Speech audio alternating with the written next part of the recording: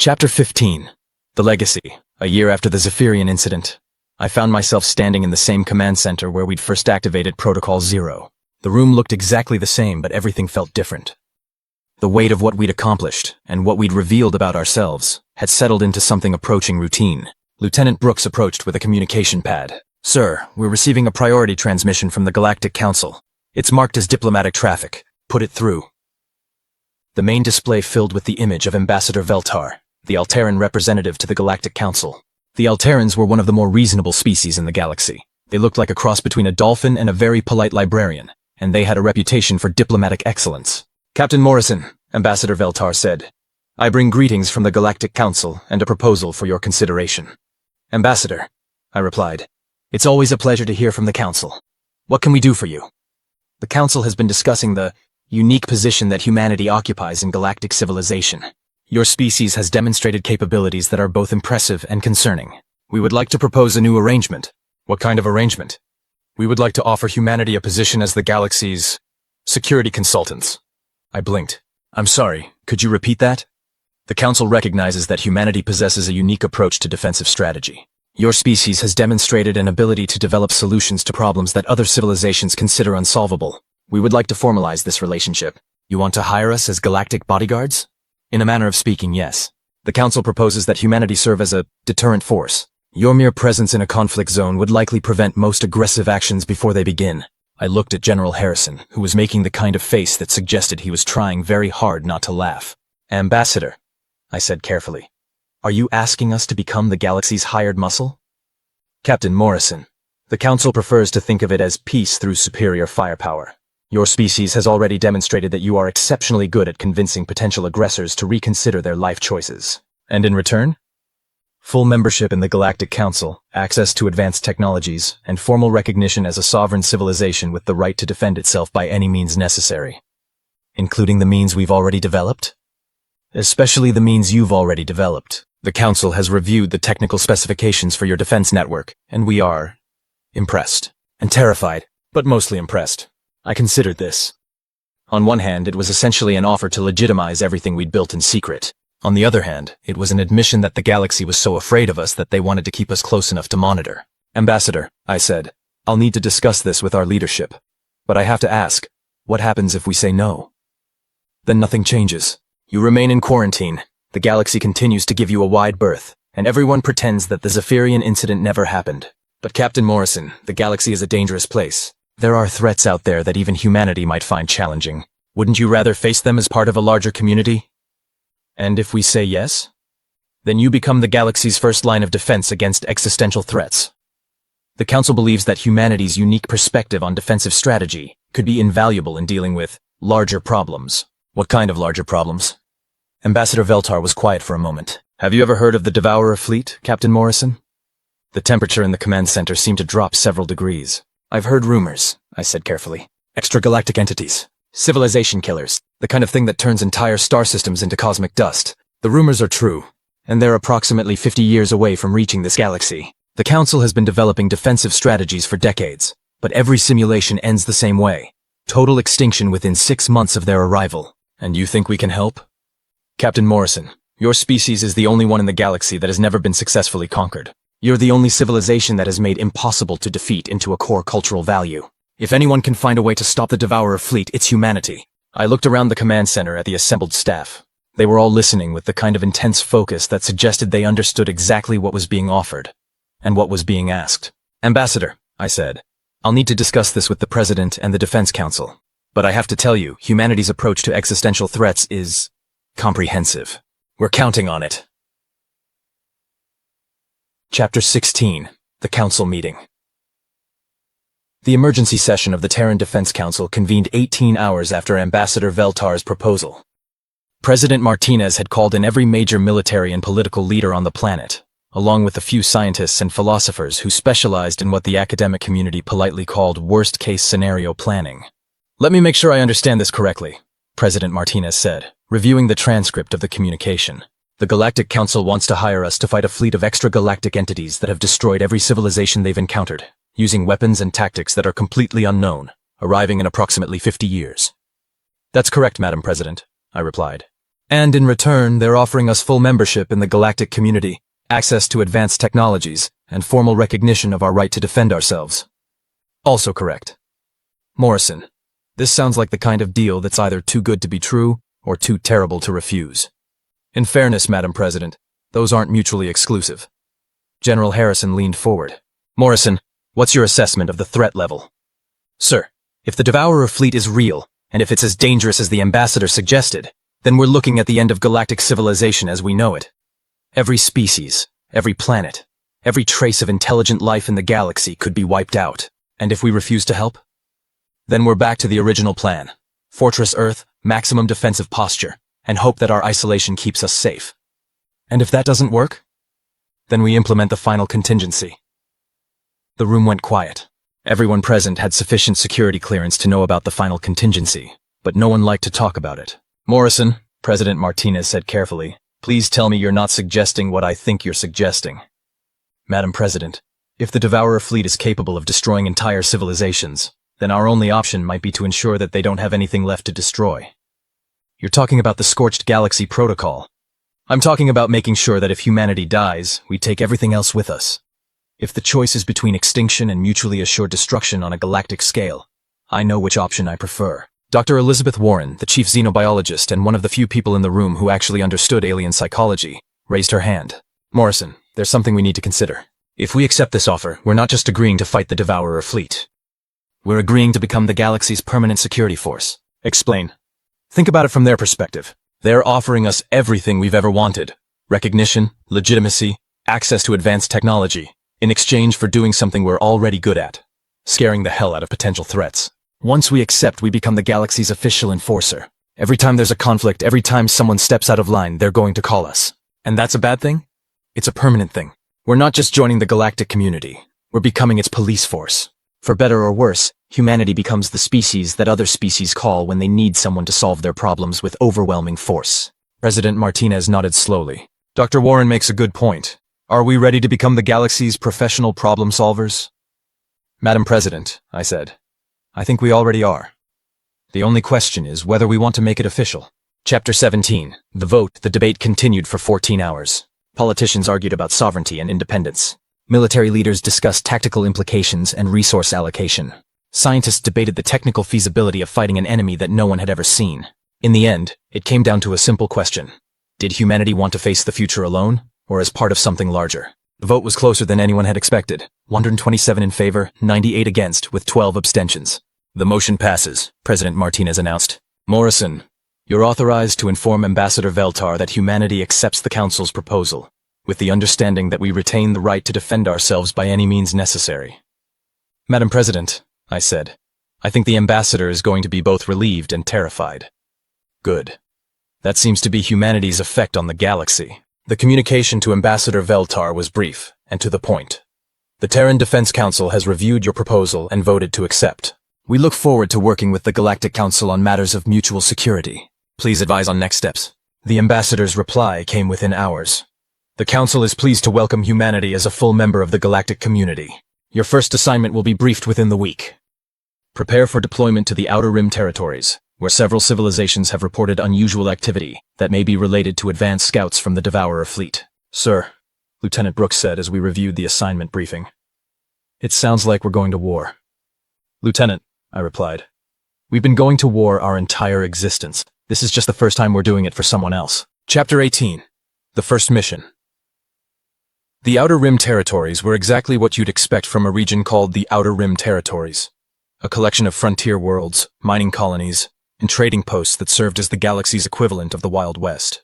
It was the kind of place where civilizations went to disappear, where laws were suggestions, and where the phrase, shoot first, ask questions later, was considered sound tactical doctrine.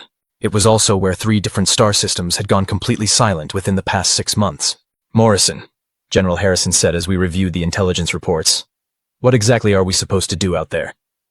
Our mission, sir, is to investigate the disappearances, determine if they're related to the Devourer fleet, and if so, neutralize the threat. And if it's not the Devourer fleet? Then we neutralize whatever it is and move on to the next problem. That's very reassuring.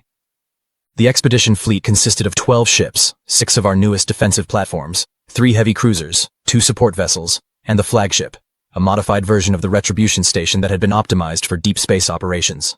The journey to the Outer Rim took 3 weeks. During that time, we received regular updates from the Galactic Council, each one more concerning than the last.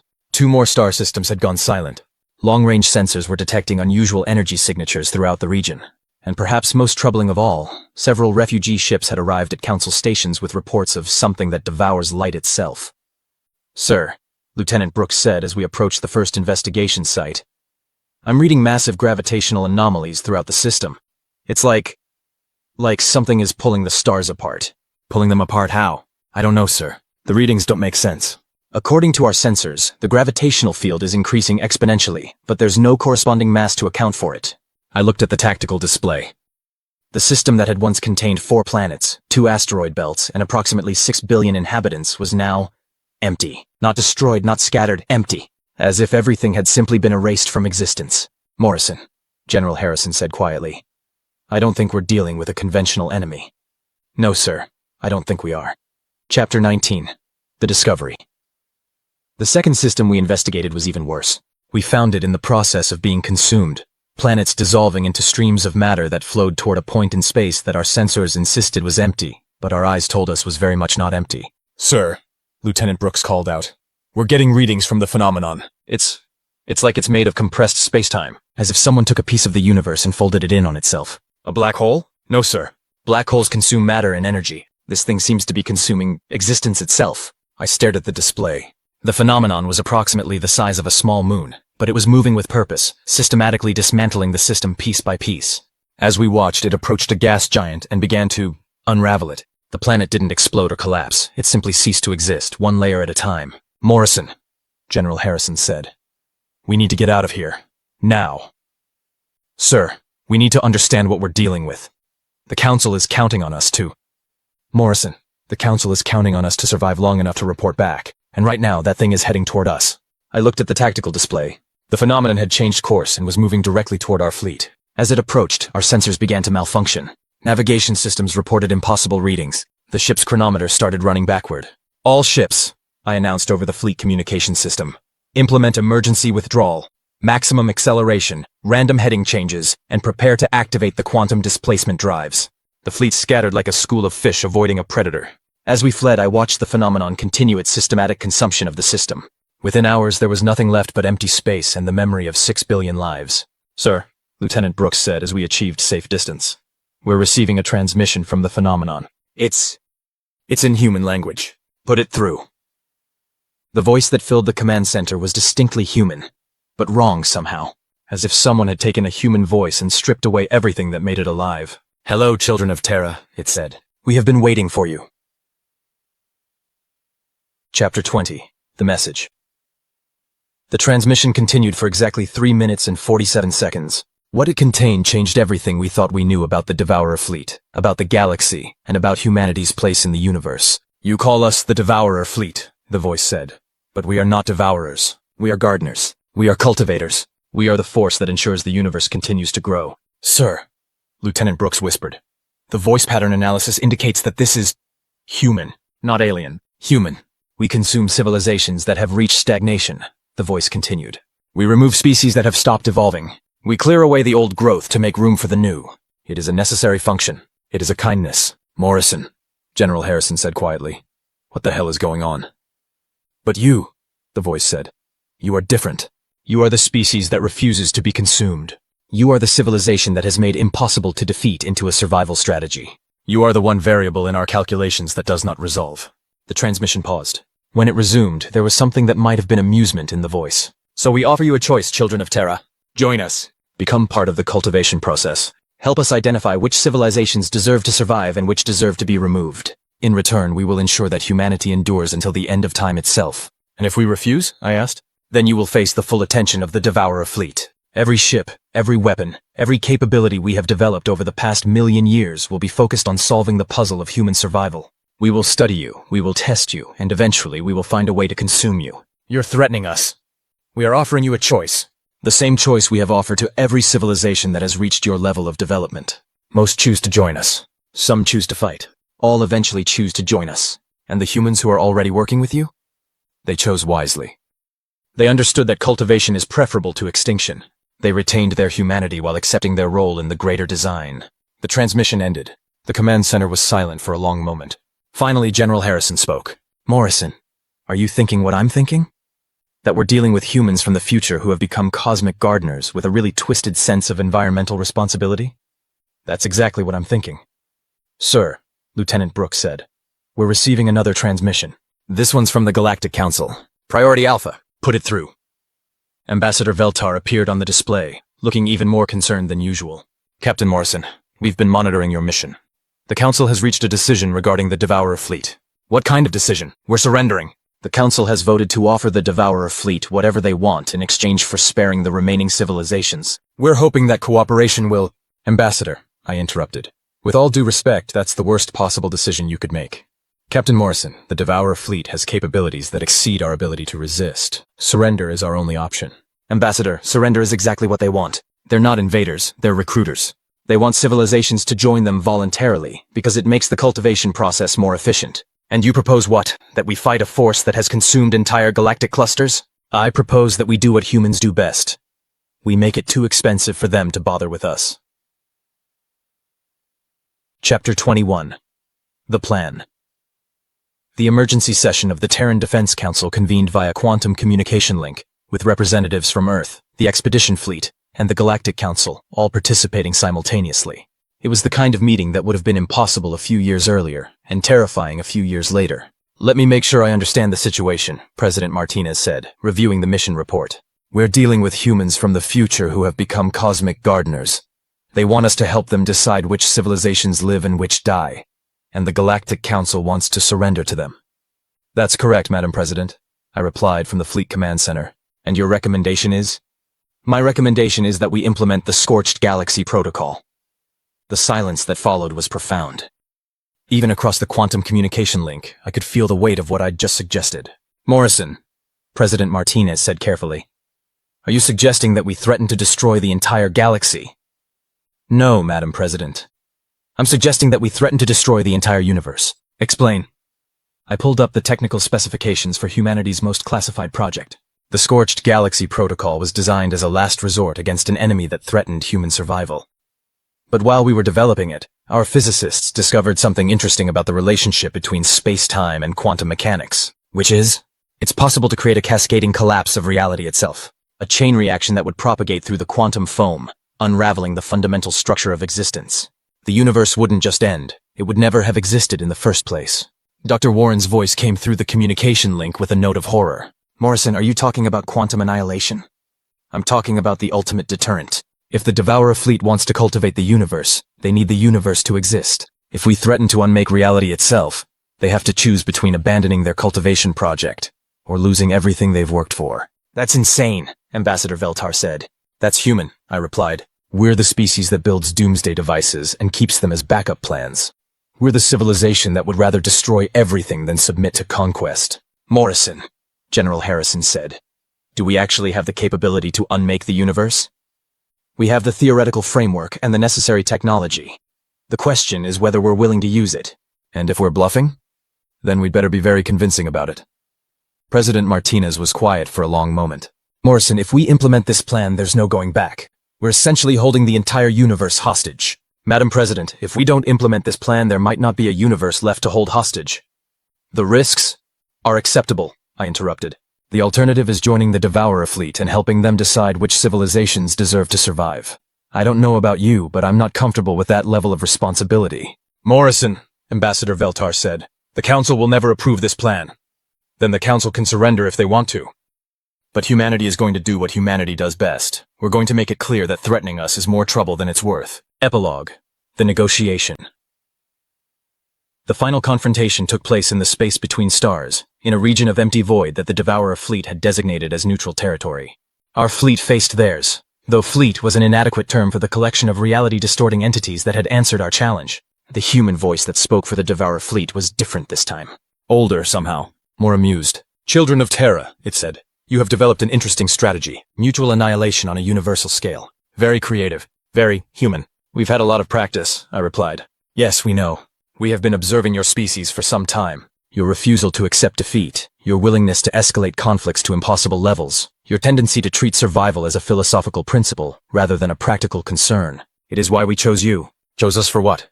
To be the final test. Every universe we have cultivated has eventually produced a species like yours. A civilization that would rather destroy everything than submit to a greater design. Most fail the test. They discover that their threats are empty, their resolve is limited, their survival instinct eventually overcomes their pride. And if we pass the test? Then we move on to the next universe, and you become the gardeners of this one. The cycle continues, reality endures, and the cultivation process begins again. And if we fail? Then we implement our contingency plan, and this universe joins the countless others that have been recycled into raw material for the next iteration of existence. I looked at the tactical display showing the quantum annihilation device we'd constructed from the plans humanity had been developing for the past 60 years. It was a simple thing, really. A collection of exotic matter suspended in a field of pure mathematics. If activated, it would unravel the quantum foam that held reality together, creating a cascade failure that would propagate at the speed of light, until nothing remained but the potential for existence. You know, I said, I think there's a third option. Which is? We refuse to play your game. We don't join you, we don't fight you, and we don't destroy the universe. We just ignore you. The silence from the Devourer fleet was telling. You see, I continued, the thing about humans is that we don't just refuse to lose. We refuse to play games where losing is the only option. So here's what we're going to do. We're going to go home. We're going to continue building our ridiculous defense systems and preparing for threats that don't exist yet. And if you want to test us, you're welcome to try. And the quantum annihilation device? We're keeping it. Think of it as a reminder that threatening humanity is more trouble than it's worth. You would really destroy the universe to avoid joining us? We would really destroy the universe to avoid being conquered by anyone. That's what makes us human. The Devourer fleet considered this for several minutes. When they finally responded, there was something that might have been respect in their voice. Very well, children of Terra. You have passed the test. This universe is yours to cultivate. Try not to destroy it out of spite. We'll do our best, I replied. But no promises. The Devourer fleet departed, their reality-distorting ships vanishing into whatever dimension they called home. The galaxy was safe. Humanity was officially the most feared species in existence, and we had somehow talked our way out of becoming cosmic gardeners. Morrison, General Harrison said as we watched the last of the enemy fleet disappear. What happens now? Now, sir, we go home. We file our reports, we upgrade our defense systems, and we prepare for the next impossible thing that tries to threaten humanity. And the quantum annihilation device? We keep it. You never know when you might need to threaten to destroy the universe. Morrison, that's the most terrifying thing I've ever heard. Sir, that's the most human thing I've ever heard. Final transmission. Personal log. Captain David Morrison, Terran Defense Council. Date. Standard 2247.156. Mission status. Complete. Personal note. Today we discovered that humanity's greatest strength isn't our technology, our weapons, or our tactical brilliance. It's our absolute refusal to accept unacceptable outcomes. We're the species that would rather break the universe than be conquered by it. And somehow, that makes us the perfect guardians of everything we've sworn to protect. The galaxy is safe. Humanity endures. And somewhere in the depths of space, there's a device that could unmake reality itself, built by a species that considers mutual assured destruction to be a reasonable foreign policy. I couldn't be more proud. End log author's note. And that, folks, is why you don't mess with humans. We're not the biggest, we're not the strongest, and we're certainly not the most advanced. But we're the species that builds doomsday devices and calls them reasonable precautions. We're the civilization that would rather destroy the universe than be conquered by it. We're human, and that's exactly as terrifying as it sounds. End of story. If you enjoyed this story and want more cinematic sci-fi like this, support the channel. Click the link in my bio to help me keep these stories alive.